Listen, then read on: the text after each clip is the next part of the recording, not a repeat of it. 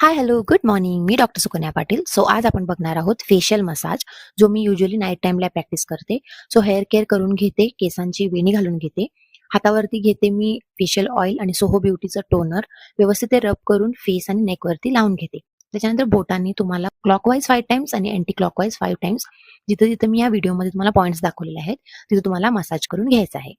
So facial मसाजचे काय फायदे आहेत?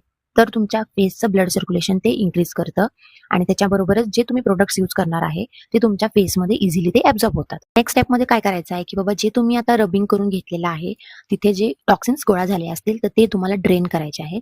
सो मी व्हिडिओमध्ये जसं दाखवलेलं आहे, तसं फोरहेडपासून, फेसपासून नेकपर्यंत तुम्हाला सगळे टॉक्सिन्स ड्रेन आउट करायचे आहेत. थोडंसं फेशियल लिफ्ट येण्यासाठी मग अपवर्ड डायरेक्शनमध्ये तुम्हाला टॅपिंग करत-करत फेशियल मसाज करायचा आहे आणि मग तुम्हाला ड्रेन आउट करायचं आहे ते डाउनवर्ड मोशन. त्यामुळे काय होणार, की तुमचं फेशियल पफिनेस जे आहे ते कमी येतं. जे पण टॉक्सिन्स आहेत ते ड्रेन आउट होतात थ्रू लिम्फॅटिक ड्रेनेज आणि तुमचं कोलेजन प्रोडक्शन्सला हेल्प करतं आणि हेच कोलेजन एक एजंट आहे फॉर अँटी एजिंग. सो ते खूप इम्पॉर्टंट आहे.